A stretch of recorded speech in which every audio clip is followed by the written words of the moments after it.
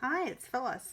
I'm going to do a Dutch pour today. So I've got my paints ready and I am going to start getting them on the canvas. So I'm hoping that I've made my paints thin enough because you need to have them a little bit thinner on a Dutch pour so that they'll flow across the canvas. Putting the colors on there first that have silicone in them. I don't always use silicone, or not very frequently. I want to make sure I have good ventilation in my room, so I've got my ceiling fan and I've got it's a pretty open room, so I'm not too worried about it. But I am putting the darker colors on first. So I've got most of these are golden acrylic paints, although I do have some Deco Art, the regular Deco Art paints and the metallics. So I'm using a combination, and then the white is a Sargent product. It's a titanium white. So I haven't done a Dutch pour in about a year. It's been a while. So I'm excited to get back into it. But as with any painting, it's always interesting to see how it's going to turn out, especially these pour paintings. You know, you put a bunch of paint on there and then you blow it around. In this case, a lot of it comes off, which is good if you want to make jewelry out of the resulting skins that are created by the dried up paint. So, as you can tell, I'm adding the different colors here. And then I've got two metallic paints. I've got a 24 karat gold, and it looks a little thick. Let me lighten it up.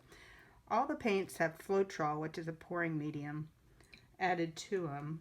Most of them that are the thinner paints like Deco Art would be 50-50, 50% Floetrol to 50% paint. The golden acrylic paints are thicker paints, so I put about an inch of paint to about maybe 2 ounces of Floetrol. And then on the metallic paints, like this one, I've just added distilled water. Still think this is a little thick, but we'll just see how it turns out. Very pretty. Since the other paints are more fluid, hopefully that'll help it flow. I've done a painting similar to this one last year. Similar colors too. A couple of different ones this year, but for the most part it's fairly similar. So I'm kind of interested to see if this turns out as well as that one did. So the trick to Dutch pour is you put the paint on there and then you slide up or push up the white paint against it, and then you use a hairdryer and blow it out. So again, we'll see how this works. The concern that I have on the metallic paints is as I stirred them a little bit, they became bubbly, lots of air bubbles, so I'm not sure how that's going to play out. And that's a really dark metallic color, so I'm not sure how that'll work either. So before I slide up the white onto the paint, I'm going to put a little bit in just a thin ribbon in the middle. That's a lot of paint. Okay, so now I'm going to bring the white paint around the outside of the flow that I created, because I'll be blowing that into the paint. You'll see that in a minute. I'm in Round Rock, Texas, and of course, like with everybody in the US, we're on a lockdown, or not really official lockdown, I guess, but my husband and I are staying home and taking every precaution, which he's a wood turner, so it gives him a chance to do more crafting in the garage where he has his wood shop. and it gives me a chance to get back into painting. I do a lot of different crafts, as you can tell on my page. All right, so I'm going to try to get this blown a little bit.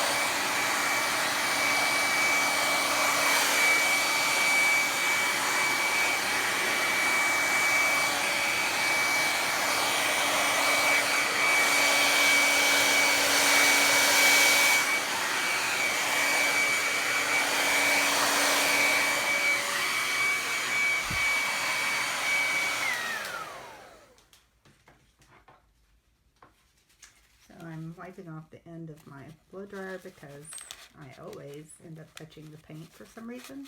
Not a very good eye, I guess. Alright, so you can tell a lot of these Dutch pours will have more white or negative space on them. I knew when I put the paint on this one it was going to be different because I put a lot of paint on there. Plus, my stripes of paint were pretty thick. So when I was able to put the white paint sliding up on the side of it, it was just too much paint. So I knew it was going to take up most of the canvas. You can tell the cells are starting to come out. Now, one of the things I'm going to do is go ahead and use the heat gun on it to try to disperse some of the air bubbles. Let me do that real quick.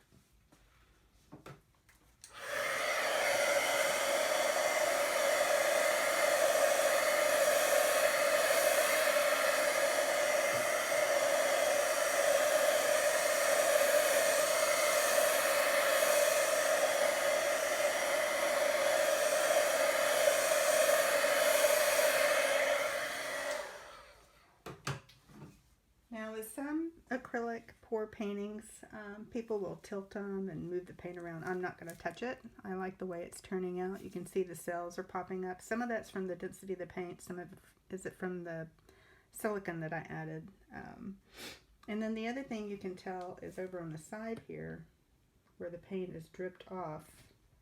I have some potential skins that I can use to make jewelry later. So I'm excited about that. Just to give you an idea, let me show you the earrings that I'm wearing today. I made these last year, and it has the gold metallic paint and some blue and white. So, and that was from what they call skins, where the paint drips off onto the freezer paper. You allow it to dry, and then you can cut it out and put it on a cabochon, or I prefer to dip them into the paint while the paint's wet. So I do have a few cabochons here. I may do that here in a little bit. So the cool thing about it is you can have a really nice painting and then some jewelry that kind of goes with it. So, all right, so I'll have to leave this and let it dry, and it'll take a couple of days. So I'll go ahead and post the video today, but I will show you the finished product in a few days. So thanks for watching. Bye. Okay, I thought I'd show you real quick how I do the jewelry. So I buy these cabochons. Let's see, there it is.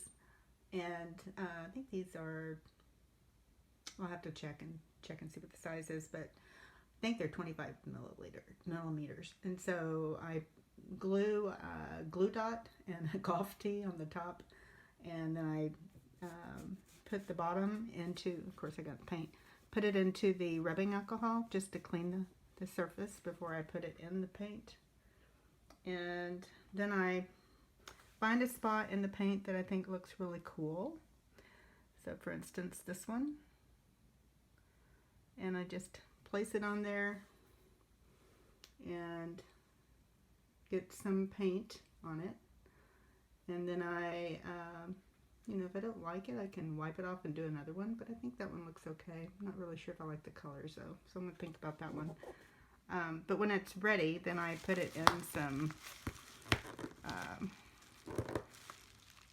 like a corrugated paper box, or in this case, it's a padded envelope, and let them dry overnight so you can see how that would look. So I will do a few more and show you how they look.